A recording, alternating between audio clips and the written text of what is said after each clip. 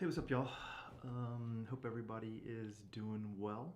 And it has been a little while since I've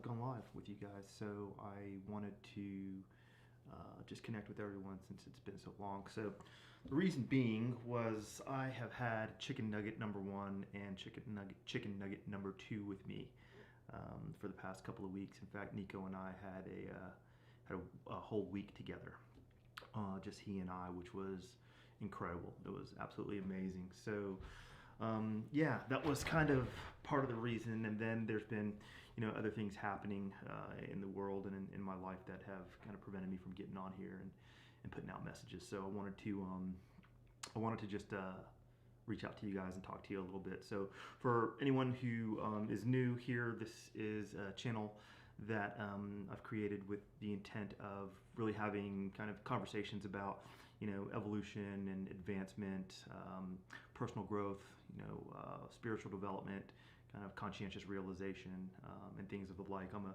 NLP practitioner, a student of the modern mystery school, a student of the esoteric, and those kind of things. So really, this channel is dedicated to those ideas and that process. So thank you for joining. If it's your first time, if you're coming back, welcome back. I'm glad that you're here. This is Paradigm Shifting.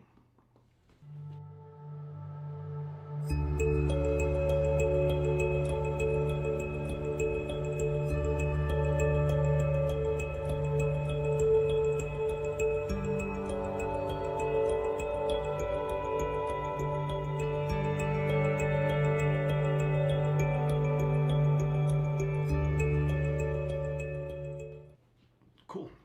So, yeah, I am glad that you guys are here. I'm getting a weird message saying external microphone is muted. I hope that I'm not muted. In any event, so yeah, I wanted to put together a quick little message to talk about two topics, and they're related to an experience I had recently. So one is this idea of these self-imposed limitations or these self-imposed blocks. I was having a conversation with a friend, and I asked about this idea of maybe starting a meditative practice to deal with some of the challenges that they were experiencing or what have you, and the response was, I can't do that. I don't have the patience to do that. I can't. I've tried it before, and I lose focus, or I've got a lot of other things going on, and I just don't have time. So we proceeded to have a conversation related to kind of perspective and life and reality, and where we direct our consciousness. And really, the truth of the matter is that the practice of meditating, or the practice of actually accomplishing any goal that you want to accomplish, is really based on whether or not you're committed to dedicating your focus and your conscientious awareness to that end result, right? And if you do that and then you apply action, right, with a little bit of discipline and hard work and perseverance, you will eventually get to the point where you've accomplished that goal, right? I mean, it takes a lot of things. It takes work, it takes effort, it takes planning, right? It takes intelligence and all of those things. But the key component is this idea of being able to focus my awareness and focus my consciousness. And for a lot of people, being able to shut down and get quiet is really challenging, right? Because they have this internal dialogue going on that distracts them. They try to get into a meditative state for a little while, and next thing you know, there's just this flood of thoughts that are overwhelming them, and they get uncomfortable. Maybe they have some physical ailments that are preventing them from being in a relaxed state. So the reality is that they're focusing their attention on all of these other things, right? They're focusing their attention on that internal dialogue. They're focusing their attention on the lack of comfort, right? The physical discomfort that they're feeling if they're in an awkward position, or if they're, just uncomfortable in general. And because of that, right, they aren't able to achieve that certain level of focus that is required or beneficial whenever we get into meditative states.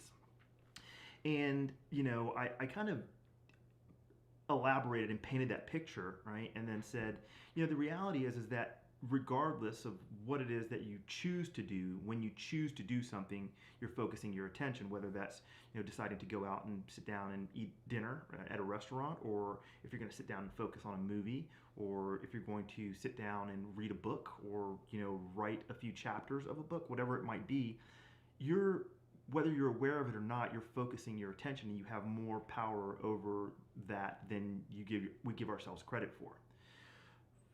I certainly understand from a meditative state that it is challenging, right, to be able to quiet and silence the mind. But it's just like anything else, right? With practice, you get better and better. So I want to offer up a tool to people who might be experiencing challenges with that. So one of the things that I recommend is the very first thing, whenever you wake up in the morning, right?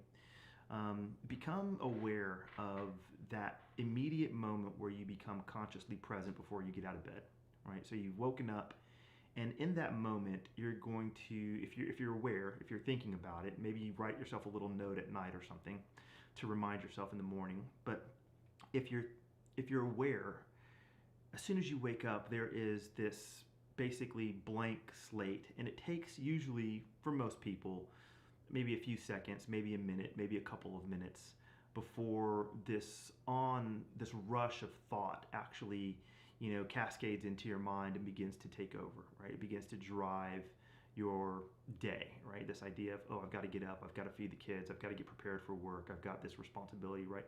So before all of that, be aware of what it just feels like to be present as you wake up in the morning.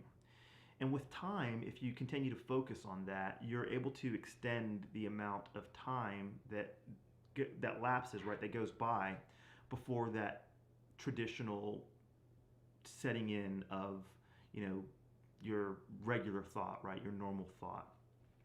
And, from a physiological standpoint, what's happening is you're just moving from, I think it's from the beta to the alpha brainwave state, right? So there's, different states of frequency that your brain resonates at, based on how relaxed and how calm and how subdued, right, that internal dialogue is and that internal focus is. And doing this exercise and this practice just enhances your ability to remain in one state versus another. It starts to give you control over, being able to kind of exercise and intentionally stay in a particular brainwave state. So I say that because it's not something that people traditionally think about, right? If you're not dedicated to some type of practice, or if you're not kind of just focusing on working on this aspect of your being, right? It's not something that we usually pay attention to, even though we fluctuate between all of these states subconsciously, just not aware of it. So I wanted to share that. Yeah, try that. Try that. See if that works. That might be helpful for some of you guys. And then the second thing I wanted to talk about tonight was this idea of awakening, or being woke, or enlightenment, or what people might consider enlightenment in the process. And I think in my opinion, right, for the longest time, it's been like this elusive idea, right, around or this really difficult challenge, right, related to being able to kind of remain present and being able to remain consciously aware. And there's tons of obstacles related to that, like alcohol, right, kind of any type of addiction, indulgences. I mean, there's plenty of things that can steal our attention and our focus away from this idea of being present and being awake and being in the moment.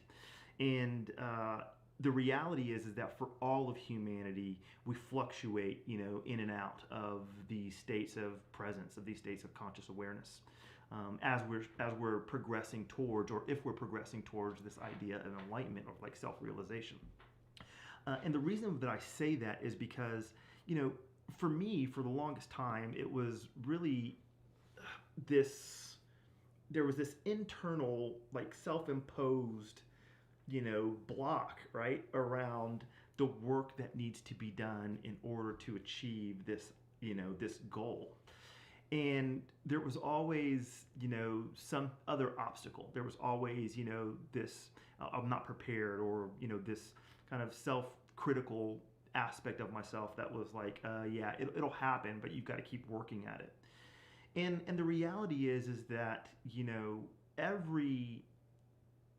every step along the path is a step forward towards the goal, right?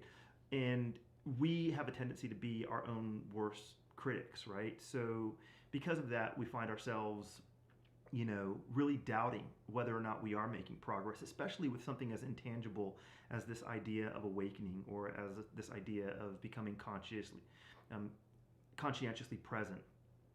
Because really, it's difficult to measure. There are very few ways to measure, your progress along the path of this process called awakening. So in that, right, of course, the mind has a tendency, and the egoic mind has a tendency to flood us with, all of these doubts, or all of these, egoic thoughts related to how we've been conditioned, up until that point in our lives, right, externally focused, and whether or not it's a waste of time, and all these other things that come into the mind. So I wanted to basically say that that's normal. That process it's think of it as the a metamorphosis, right? A metamorphosis of any sentient being. There is this struggle, right? A butterfly is a perfect example, right? The caterpillar eats, consumes, then has to basically go within, right? Creates this cocoon, goes within, develops internally, and then there's this struggle to break out of this cocoon, and what emerges is basically a transmuted form, right? It's a completely different form. It's transformed itself, and it's similar to the process that happens, kind of related to this idea of becoming conscientiously aware, and that we bounce in and out. Right? We come in and out of consciousness. Sometimes we have horrible days. Sometimes we have wonderful days. Sometimes our frequency is really, really low, right? We're in the pits and the dumps. And then sometimes kind of everyone that we're around is just kind of attracted and drawn to us because of the fact that we're at such a high level of intensity, or we feel so good, right? And that's normal. The problem is that just like any other endeavor, right? When people don't see progress, or people feel like they fall off the horse, or they fall down, or they take a couple of steps back, that it isn't part of the entire kind of transformation process for them. And the reality is that it is, right? Of course, for those of us who are completely dedicated, right, and we spend 4 or 5 hours a day, right, in a monastery or something like that, basically working on internal development, then the fruits of that work come that much sooner. There's a really, really good quote that basically said it out. I think it was Lao Tzu, or I can't remember exactly who it was, but they said, you must desire enlightenment with the same intensity that you desire to breathe, and you will have it just as quickly, right? So it points to this idea of the intent that we have, right? The control that we have over being able to drive our conscientious focus to one degree or the next, right? To one outcome or the next, is really the driver that actually takes us to the end result that we're searching for. And in that, I think it's applicable, right? Because sometimes we're not going to be at 100%, right? Sometimes we're going to be at 60% or 70% of our best. We're going to be consumed with some of the traumas that we're still holding on to, some of the baggage that we're still holding on to. We might get lost in thought related to something that went wrong, or this hope of a future outcome, right? And in that, we're kind of associating ourselves with the egoic mind, and separating ourselves from the present moment, right? And consciousness in this moment, which is necessary. I'm not saying that's there's anything wrong with that. It's normal, right? It's normal for us to go through this process. I say that in the sense that I don't want anyone who is walking down this path, with whatever path you decide, right? Whatever kind of methodology you choose to get there, to become discouraged whenever we fall down and we have to get back up, or whenever we take a few steps back and we feel like, oh, now we've got to start this all over again. It's just the process. So my recommendation there is just to stick with it. There's this practice of setting your own rituals, and whatever that might be, right? So however you get to this state of awareness, the state of relaxation, the state of presence, establish a habit related to it. You know, when we start talking like about neurolinguistic programming and developing, you know, these ideas of states, um, they're basically these practices that we employ that are generally just reminders, right? They're this mental association of a particular point in time where we felt a certain way, where we thought a certain way, where we had a certain perspective. And in neurolinguistic programming, you can utilize that as a resource, right? You can, you know, create that, recreate those moments within yourself, recall those moments, and then use those memories that you're creating of that past moment in a future time, right? At a future state, in a place where it'll be beneficial for you. So the key to that is that with that practice, just like anything else, you're conditioning yourself. You're conditioning your mind, you're conditioning your emotions, you're conditioning your perspective. And the more that you condition that, right, the stronger that becomes an integrated part of who it is that you are. And enlightenment, as esoteric and as distant or as elusive as it may seem, is absolutely no different, right? It's this idea of being able to embody a state of awareness, and a state of awareness without the interruption of this internal egoic thought process that everyone's consumed by. We as a species have been conditioned to be the way that we have been, right? Completely consumed by the external world, by our possessions, by the knowledge that we have, by, you know, world events that are taking place, because it's the information that's being fed to us. And in being so consumed by that, we've somewhat lost our ability to reconnect with this internal, you know, divine nature of existence and experience that we are. And the process of awakening is really reconnecting with that. It's really kind of allowing yourself to mute the outside world and come to this space where you feel what it is that you are, and you become more familiar with what it is that you are, and start looking at the truth and the depth of kind of this experience that we're having and what that experience really is. So I wanted to talk about that because I think that might help some people who are having just trouble with this idea of elusiveness related to waking up, right? Related to becoming conscientiously present, related to enlightenment, which essentially that is. So yeah, that's what this talk was about. That's what tonight's idea and talk was about. I've been thinking about it for the last few days, and I wanted to kind of share that with you all. So so let me give you all a quick update. I talked a few weeks ago about this idea of contributing back to everyone, and I've given it some thought, and I mentioned that I was going to reach out to kind of this organization, and get their permission to potentially do this, and I have it.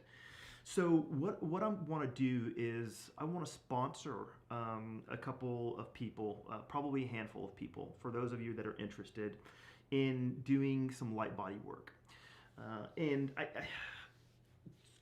so basically, it's just a process of becoming self-aware, right? It's this process of working on the subtle awareness of the energetic frequencies within yourself and strengthening those. And it does take a commitment, right? There is a commitment. So in my sponsorship, what I thought about was this potentially, just putting forward a coach for some people who would be interested in doing this. There is a commitment. There's a financial commitment on your part, and it isn't to me. It will be to the creators of the program, right? So I can sponsor people. It's just a matter of the people that I do sponsor have to commit to actually purchasing the program.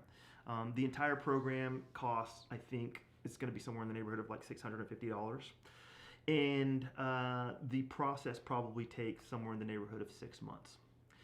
So before I commit to doing that, I want to see, of those of you who watch this, if anyone's interested in doing it, just reach out to me. And if I get enough feedback and enough response, then what I'll do is, to those people who reach back out, that I'll say, yeah, okay, here's what this looks like, and we'll go from there.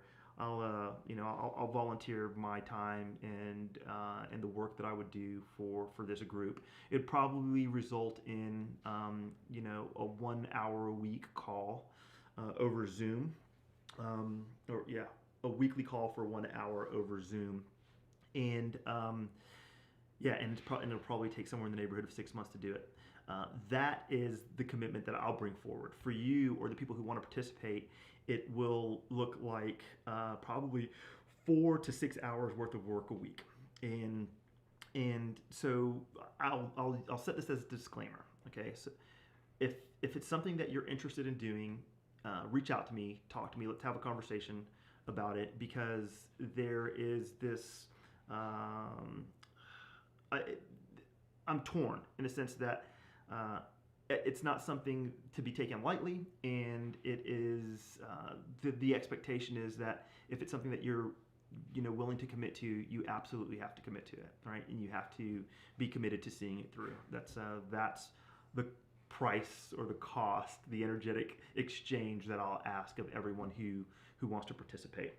So that's what this looks like. If you guys want to do that, hit me up. Let me know. I'm kind of looking forward to helping folks who are interested. And that's what paradigm shifting was all about today. So, all right. Thanks for being here. I really appreciate you guys watching, and I hope that everybody's doing well. I know that recently things have kind of re-escalated as far as COVID and all that good stuff.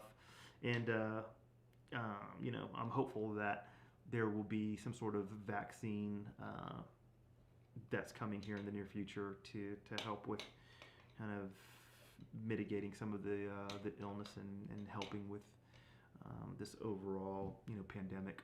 So be well, take care of yourselves, take care of your families, be safe, wash your hands, wear your masks, and I send you light, I send you love. I hope everybody's doing okay, and until we speak next time, you guys take care. All right, bye.